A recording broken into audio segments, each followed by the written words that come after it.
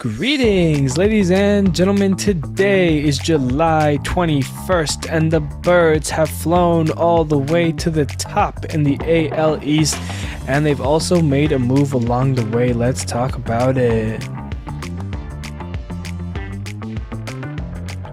Hello, everybody. My name is Steven. This is the middle of the order. We've got a Friday episode here, and we've got all the good stuff. Our first stat leaderboard in a long time. Hot and Cold is back, and we've got an official trade to go over. The first one of the deadline is here.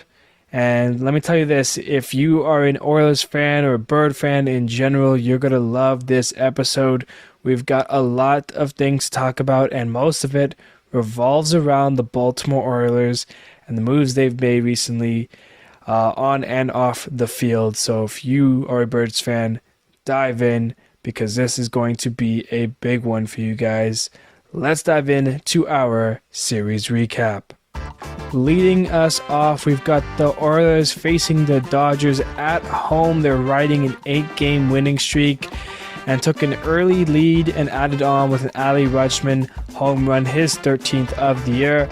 But that would all change in the 6th inning when the Dodgers scored 5 runs, including Chris Taylor hitting a grand slam to put the Dodgers in front for the rest of the game. The Dodgers end the O's winning streak at 8 and take the first game 6-4.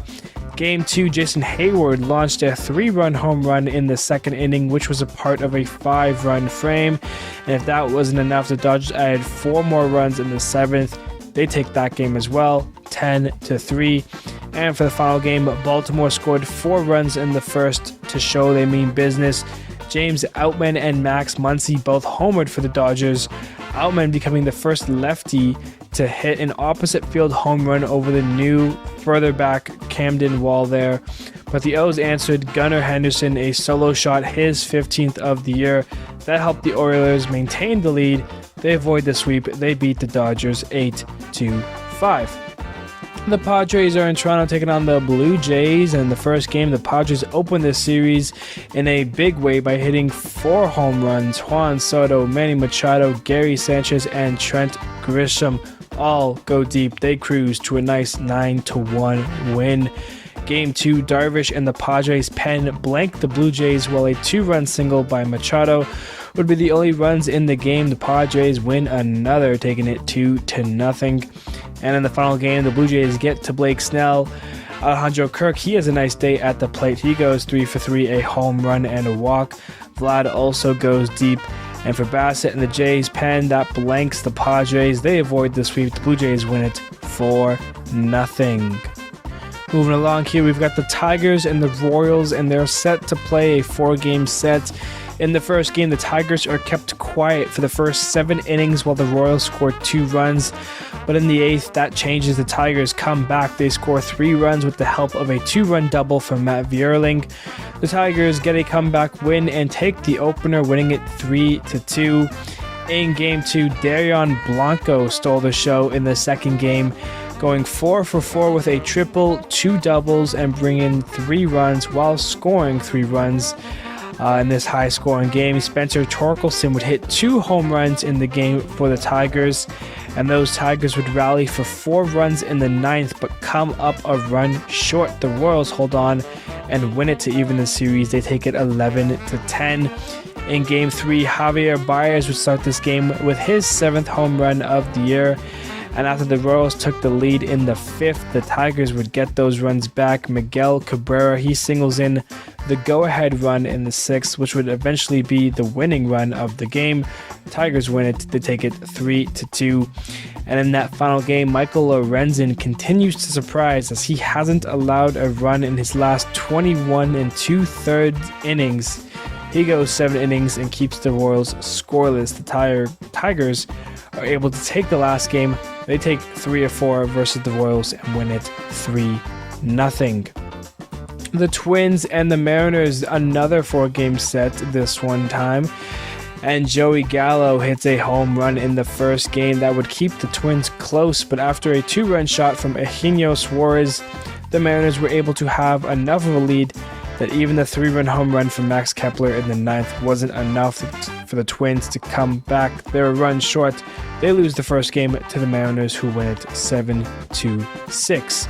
In the second game, Eugenio Suarez hits another home run to help put the Mariners up. The Twins started playing with vengeance. Alex Kirilloff, Eduardo Julian, Kyle Farmer, and Carlos Correa all go deep in the game. The Twins pile it on and win it to even up the series 10-3. Game 3, a couple of Twins home runs from Eduardo Julian and Max Kepler put the Twins up until the Mariners tied it with 2 home runs of their own, Tom Murphy and once again Eugenio Suarez. And after the Twins put up a run on a pass ball, Alex Kirilloff again hits a 2-run shot in the 9th to get the Twins some insurance. That secures a dub. They take it 6-3. And in the final game, George Kirby dominates the Twins as Teoscar Hernandez and Mike Ford both hit home runs for the Mariners. They take the last game and split the 4-game set 2 apiece with the Twins. They win it 5-0. The Red Sox and the A's now. In the first game, the Red Sox scored 4 runs in the 6th, but the main story in this game was Nick Pivetta, who came in the 3rd inning as relief and pitched 6 innings with 13 Ks without allowing a hit. As the Red Sox take an easy game, they win it 7-0. Game 2, 2 Oakland A's home runs from Ryan Noda and JJ Bleday is all the A's would need, as they use 5 pitchers to blank the Red Sox and even up the series, winning it 3-0. And for the final game, the rubber match, the A's crank 3 2-run home runs off of Brian Bello as JJ Bleday, Cody Thomas, and Jace Peterson all go deep. And although Boston would try and come back, they would end up a run short. The A's take 2 of 3 versus the Red Sox, and they win it 6-5. Yankees and Angels jumping along in this one. The Yankees had a 2-run lead over the Angels in the 7th until Shohei Ohtani does his thing. Home run number 35 of the season. That ties the game. We end up in extras, and the Angels would walk it off on a Michael Stefanik single as the Angels take the opener in come from behind fashion, winning it 4-3. In Game 2, Patrick Sandoval was dicing up the Yankee hitters. Meanwhile, Mickey Moniak hit his 11th home run of the year for the Angels. They would end up winning another one versus the Yankees, taking it 5-1. And in the final game, 2 Angel home runs would set the tone as Taylor Ward and Luis Rengifo both go deep for the Angels, an early 4-run lead, and that would help lead the Angels to another win as they go on ahead and sweep the Yankees, taking the last game 7-3. Yankees, what is going on with you guys? The Rays and the Rangers, the 2 best teams in the AL as of the series recap. First game, Josh Lowe and Ezekiel Duran trade off home runs as we would be tied from the 6th inning until the 9th, where the Rangers would walk it off on a wild pitch from Pete Fairbanks. The Rays shoot themselves in the foot and give the Rangers a win. They take it 3-2. In Game 2, Marcus Semien and Corey Seager both hit bombs for the Rangers, and even though the Rays answered with 2 home runs from Randy Arozarena and Brandon Lau, the Rangers would still hold on and beat the Rays again. They take it 5-3. And in that final game, another game, and it's another set of home runs. Leody Taveras and Jonah Heim both go deep for the Rangers. They take all 3 games and sweep the best team in Tampa, winning it 5-1. Now we've got the White Sox and the Mets, and the Mets open this series with a 5-run first inning, including back-to-back home runs from their rookies, Francisco Alvarez and Brett Baty. Francisco Alvarez would hit another home run later in the game for his 2nd of the game, and even though the White Sox scored 5 runs in the 7th and kept things close, the Mets would edge them by a run, winning the opener 11-10. In the second game, a Brett Baty home run would be the start of the Mets scoring, and then in the next inning, they added 4 more runs as that would all what they would be needing. As the Mets take another, they win it 5-1. And in the final game, the difference in this game came in the 6th inning, where the White Sox were able to score 4 runs, which would be the lead the White Sox won the game by. As they avoid the sweep, they win it 6-2. The D-backs and the Braves, what an important series this was for the D-backs. And in the first game the Braves and Diamondbacks had, it was a wild one. 29 combined total runs were scored in the game. Both teams had 3 home runs, each with a player that had 2 home runs. At the Diamondbacks, Christian Walker hit 2 home runs in the game, and for the Braves, it was Austin Riley who drove in 2 home runs. In the end, the D-backs scored 4 late runs to take the lead away from the Braves and win the game as they take it 16-3. In Game 2, Austin Riley hit another home run in the game, but the Diamondbacks scored 3 unanswered runs and took the lead and held the Braves at bay. They take another, winning it 5-3. And for that final game, the Diamondbacks used back-to-back home runs from Dominic Canzone and Emmanuel Rivera to get an early lead. And even though Corbin Carroll also goes deep in the game, the Braves hit 3 home runs late, 2 from Matt Olson and 1 from Austin Riley for his 4th of the series. The Braves come back and take the last game to avoid the sweep, winning it 7-5. It's the Brew Crew and it's the Phillies, and in the first game, Kyle Schwarber starts the series off a leadoff home run, his 26th of the year. Aaron Nola goes 7 1/3 innings pitched, and although the Brewers kept things close, in the end, the Phillies would remain on top. They win it 4-3. In Game 2, the Brewers got out to an early 3-run lead. After a Nicholas Castellanos home run and a 2-run single from Kyle Schwarber, we would be tied, but William Contreras would get 2 RBI doubles, 1 in the 7th and 1 in the 9th, as that would be the difference. The Brewers even up the series. They win it 5-3. And in the final game, the rubber match, Christian Yelich, he crushes a 3-run home run, and Corbin Burns was dominant. 8 innings of work, 10 Ks. What a performance he had. That would lead the Brewers past the Phillies. They take the game, beat the Phillies in the series. They win it 4-0. Moving on now, we've got the Nationals and the Cubs. Jaime Candelario and Keibert Ruiz both go deep for the Nats, while the Cubs' 2 home runs were 2-run home runs from Ian Happ and Patrick Wisdom. The Cubs do come up short though. The Nats take the first game. They win it 7-5. In the second game, the Cubs score 6 runs in the 7th and 8 runs in the 8th. That one is put out of reach. The Cubs get an easy win. They take it 17-3. And for the final game, this game would be close until the 8th inning, where the Cubs open it up with a grand slam from Nico Horner.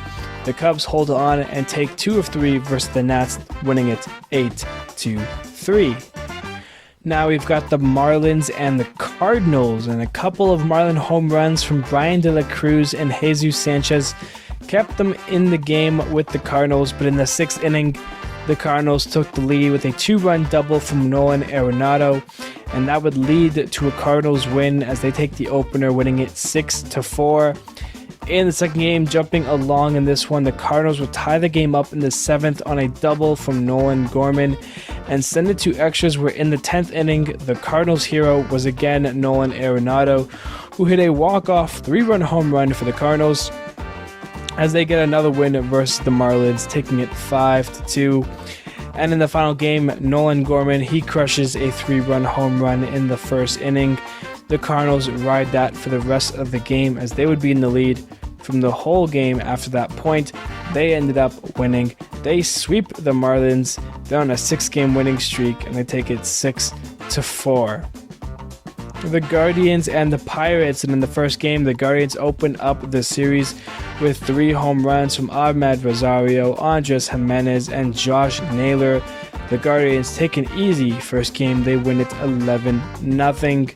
In Game 2, Josh Naylor, he hits 2 more home runs for a total of 3 in the series, as well as Josh Bell going deep once. The Guardians get back-to-back wins with 10 or more runs scored.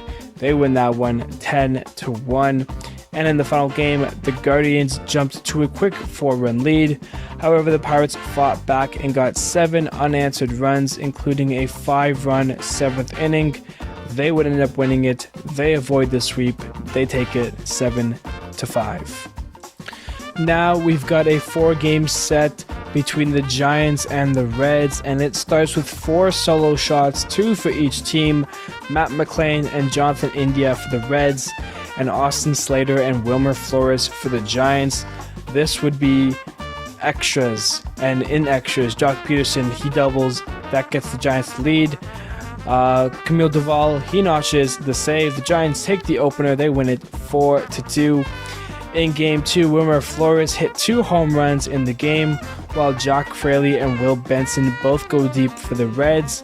Later on, down to the Reds called up upon the newest addition, Christian Encarnacion Strand, to pinch hit with 2 runners on, and his first at-bat, he launches his first ever MLB hit, which was his first MLB home run, his first 3 RBIs. That gave the Reds the lead. The Giants, though, would add 3 runs in the 7th and take the lead back, and although Joey Votto hit his 8th home run of the year, the Reds would come up a run short. They drop another to the Giants, losing it 11-10. In Game 3, a Will Benson 3-run home run would be all the Reds need, as the Giants could only get a couple of runs, including a Blake Sabal solo shot. But this time, it would be the Giants who come up a run short. The Reds take this one 3-2. And for the final game, Wilmer Flores hits his 12th home run of the year, his 4th of the series. But the home run from Luke Maile and the 2-run 4th inning was what the Reds needed to win on the backs of Andrew Abbott, who was great again. They even up the series. They split the 4-game set with the Giants. They win it 5-1. Finally, now we have a 2-game set between the Astros and the Rockies. And in the first game, we end up with a shocker. They score 3 runs in the first, the Astros do, and the Rockies respond with 3 runs of their own in their first off of 2 home runs from Chris Bryant and Ryan McMahon. The Rockies would score a run in the 4th and take the lead, and from there both pitchers were perfect. The Rockies hold on to the 1-run lead and win the first game 4-3. And for the second and other game, a 3-run 6th inning capped off by a 2-run home run from Chas McCormick led the Astros past the Rockies. They split the 2-game set 1 apiece. Astros win it 4-1. Alright, now let's jump into the game of the week, and we're going to the highest scoring game. Diamondbacks and the Braves combine 29 runs, and it starts at the top of the first. The Diamondbacks get 2 runs on a Corbin Carroll triple, and then Lourdes Gurriel reaches on an error, allowing Corbin Carroll to score. In the bottom of the first, that lead is immediately gone. Austin Riley, he doubles in 2 runs. Sean Murphy, then he doubles in 2 runs, and then Michael Harris, he gets a single. That was a total of 5 runs there. Top of the second, Emmanuel Rivera, his second home run of the year, makes it 5-3. Ketel Marte, he doubles in 2 runs to tie the ball game up at 5. And then after Corbin Carroll strikes out swinging, he ends up all the way at third after a wild throw by Sean Murphy, the catcher. Ketel Marte comes in to score, and then Christian Walker, he singles in Carroll for a 5-run inning of their own. Top of the fourth, Christian Walker, home run number 19. That made it 8-5 Arizona. Bottom of the fourth, Kevin Pillar, he doubles in a run. And then Austin Riley hits a 3-run bomb, his 17th of the year. That put the Braves on top 9-8. In the bottom of the fifth, Orlando Arcia, a 2-run shot, making it 11-8 there. Jumping to the top of the sixth, Corbin Carroll, he singles in a run, making it 11-9. And then it's Christian Walker again, home run number 20. That put the Diamondbacks out in front 12-11. Bottom of the sixth, it's Austin Riley again, home run number 18, 2-run shot, Braves back in front, 13-12. Top of the eighth, Dominic Canzone, he singles in a run, that made it 13-13. And in the top of the ninth, Geraldo Perdomo, he doubles in 2 runs to make it 15-13, and then Ketel Marte singles him home for that total. The Diamondbacks win it 16-13, a high-scoring thriller for your game of the week. Jumping now into our baseball news, we're going to start off with the high-scoring Tuesday that we had, a record-breaking day. All 30 teams played in 15 games, and 12 teams scored double-digit runs, the MLB record in the modern era. The Mets and White Sox, 11 Mets, 10 White Sox. Giants, Reds, 11 Giants, 10 Reds. The Dodgers beat the Orioles 10-3. Guardians beat the Pirates 10-1. The Diamondbacks and Braves game 16-13. Cubs beat the Nationals 17-3. Royals beat the Tigers 11-10, and the Twins beat the Mariners 10-3. A total of 12 teams scored double-digit runs on that Tuesday, a record-breaking day. Teams were hot that day. What can you say? So yeah, big stuff there. Moving along now, the O's are in first place in the AL Central. That is crazy. After the hot start the Rays had and everything that they've gone, like, just the Rays have been the top team in the AL for the whole time. And now here comes Baltimore. You know, they just dropped 2 of 3 to the Dodgers, but the Rays got swept by the Rangers. And now, little spoiler here, the Rays and the Orioles are playing a 4-game set this weekend. They just played one game yesterday in which the O's won, which is why they're now in sole possession of first place, not only in the AL East, but also in the AL as a whole. They are better than the Rangers. They are better than the Rays. They are the best team in the AL as of right now. Nobody, and I promise you, nobody saw that coming from Baltimore this year. But congrats to them. They've earned it. Everything's been clicking. Pitching's been good. The bullpen's been great, led by Felix Bautista. The young talent has been up and present, and they are doing it. It's been very impressive to see. So congratulations to Baltimore. How long can it last? We'll find out. But hey, you know what? The big thing is that they're going to make some moves, and we've got a move to talk about here as I'm going to butcher this name here. Shintaro Fujinami, that was pretty good actually, is the first man to be traded from Oakland to Baltimore. So he goes from the A's to the O's, and Fujinami, he really struggled at the beginning of the year. He was probably the worst pitcher through the first 2 months of the season.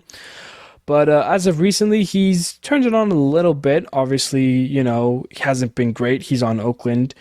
But he's going to be a starting pitcher. He's going to be able to help out with Baltimore, whether they use him as a starter or maybe a long leverage guy in the bullpen.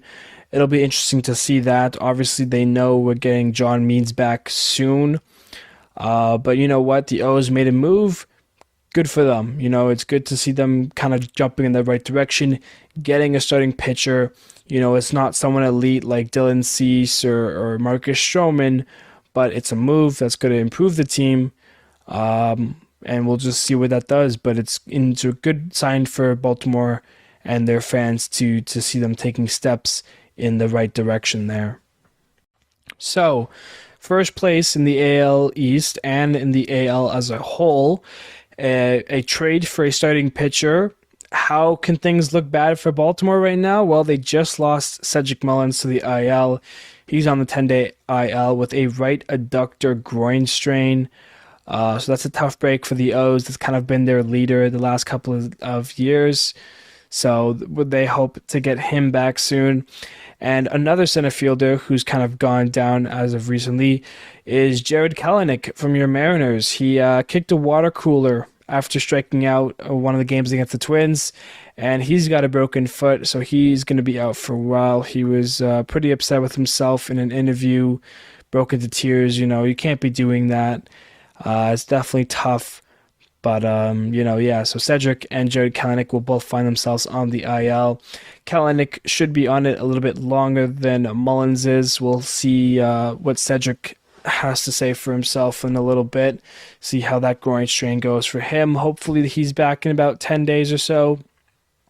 But if he spends a little bit more extra time just to make sure he's healthy, I think that would be okay with Baltimore as well. So a couple injuries there for some AL center fielders. Well, that will wrap up our baseball news, and now moving along, we've got our hot and colds, and we'll start with our hots as usual. And we've got Chas McCormick from your Houston Astros, 11 for 21, 4 home runs, 8 RBIs, 9 runs, an OPS of 1.725. Josh Naylor with your Guardians had a very good thing. 8 for 21, 4 home runs, 11 RBIs, 6 runs, no strikeouts, very impressive, an OPS of 1.530. Wilmer Flores for your Giants, 10 for 24, 4 home runs, 7 RBIs, 7 runs, an OPS of 1.486. Austin Riley with your Braves, 7 for 24, a triple, 4 home runs, 12 RBIs, 7 runs, OPS 1.287. And lastly, Eduardo Julian for your Twins, 12 for 19, 2 home runs, 3 RBIs, 6 runs, an OPS of 1.682. Flipping the script to the cold side, we got Byron Buxton for your Twins, 0 for 21, 12 Ks. Ellie De La Cruz has had a rough week, 2 for 28 with 12 Ks. Francisco Lindor, 1 for 19 with 10 Ks. Max Muncy, 2 for 24, 9 Ks. And lastly, Brent Rooker, 2 for 16, 9 Ks. Now a look at our outstanding performances for the week here. Starting off with Boston, Nick Pivetta, 6 innings pitched, no hits, no earned runs, 2 walks, 13 Ks. That was in a relief role, so good stuff there. Patrick Sandoval, 7 1/3 innings pitched, 2 hits, 1 earned run, 3 walks, 7 Ks. Chase Selseth, 5 2/3 innings pitched, 4 hits, 1 earned run, 2 walks, 10 Ks. Justin Verlander with the Mets, 8 innings pitched, 3 hits, 1 earned run, 1 walk, 7 Ks. Andrew Abbott with your Reds, 8 innings pitched, 1 hit, no earned runs, 2 walks, 6 Ks. Corbin Burns, 8 innings pitched, 2 hits, no earned runs, 1 walk, and 10 Ks. Chris Bassett with your Blue Jays, 6 innings pitched, 4 hits, no earned runs, 1 walk, 5 Ks. Michael Lorenzen, 7 innings pitched, 3 hits, no earned runs, 1 walk, 3 Ks. And lastly, George Kirby, 7 innings pitched, 4 hits, no earned runs, no walks, 10 Ks. Those are your outstanding performances. Now it's time for the stat leaderboard. We haven't done one of these in about 4 or 6 episodes now, so we definitely missed that a little bit. But we're going to dive on into it right now. For the average, the leader is still Luis Arias. However, the average has dropped. It is now at 0.376. For hits, it's still Luis Arias at now 134. Home runs is still Ohtani with 35. RBIs, last time it was tied with Garcia and Ohtani. Now it's tied with Adolis Garcia and Matt Olson with 80 RBIs apiece there. For the runs, Ronald Acuna Jr. still has that category down with 85. Walks is still Juan Soto with 92. For stolen bases, is no longer Estoy Ruiz. It is Ronald Acuna Jr. He's got 44 to his name. So good stuff there for Ronnie. Moving along, we have the OPS. It is still Shohei Ohtani. He's bumped it up a little bit, 1.075. Moving on to the pitcher stuff now, the wins. Last time it was Shane McClanahan with 11. It still is Shane McClanahan with 11, but 4 other guys join him. Zach Gallen has 11 wins. Spencer Strider has 11 wins. Nathan Eovaldi has 11 wins. And so does Taijuan Walker, all with 11 wins, a 5-way tie there. ERA, new leader Clayton Kershaw at 2.55. For strikeouts, it is still Spencer Strider at 189. And for saves, we have a new guy completely, Camilo Doval with the Giants. He is at 30, the first and only relief pitcher who has 30 saves. So that is your stat leaderboard. Now it's time for a look at the upcoming series for the weekend. And we start with the biggest one, Baltimore and Tampa Bay, the Orioles and the Rays. That 4-game set. The 2 best teams in the AL East go head-to-head for 4. Circle that matchup. That's a big one. The Mets and the Red Sox play. The Royals and the Yankees. Padres and Tigers. White Sox and Twins. Phillies at Guardians. Dodgers at Rangers. That's a fun one you can circle. Blue Jays at Mariners. That's always one that you want to watch there. Pirates at Angels. Astros at A's, Rockies at Marlins, Giants at Nationals, Braves at Brewers, Cardinals at Cubs. And the last one here I'm actually very excited for, Diamondbacks and Reds. Two teams who are fun, who, people thought could be interesting, but didn't expect them to be as good as they are, especially the Reds. No one thought the Reds were going to be that good. The Diamondbacks, people thought they were going to be all right, but they've definitely shown up and impressed. They had a big series win against the Braves recently, so let's see how they can follow that up. That is your series recap. And our last thing today, as always on a Friday, it is our playoff predictor. And we're going to start with the Blue Jays at the Twins, and which the Blue Jays win that matchup. And now it's the Astros at the Rays. Yes, the Rays find themselves in a wild card game for the first time ever. And believe it or not, they lose to the Astros. So the first time the Rays are in the wild card series, they lose it. So Blue Jays and Astros head to the division series for some division matchups. Blue Jays at Baltimore and the Astros at Rangers. And both the 1 and 2 seeds do hang on. The Rangers beat the Astros and the Orioles beat the Blue Jays. So the championship series, Rangers at Orioles. And sure enough, this has been an Orioles episode. They move on to the World Series. Flipping the script to the NL side, Phillies in the 6th seed at the Brewers at the 3 seed. And then the Giants at the 5 seed, at the Diamondbacks at the 4 seed. And it's going to be the Brewers who beat the Phillies. And then the Giants get the upset over the Diamondbacks. They head to the division series.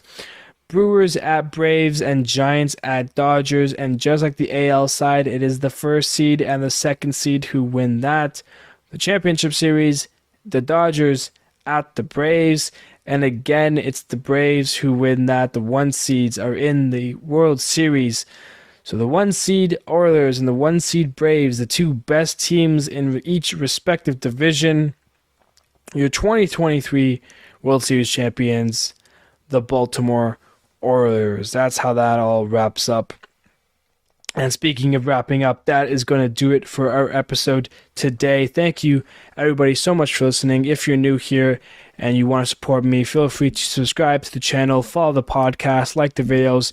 It helps me out a ton. Thank you, everybody, so much. Enjoy your weekend baseball. We're getting closer to the trade deadline.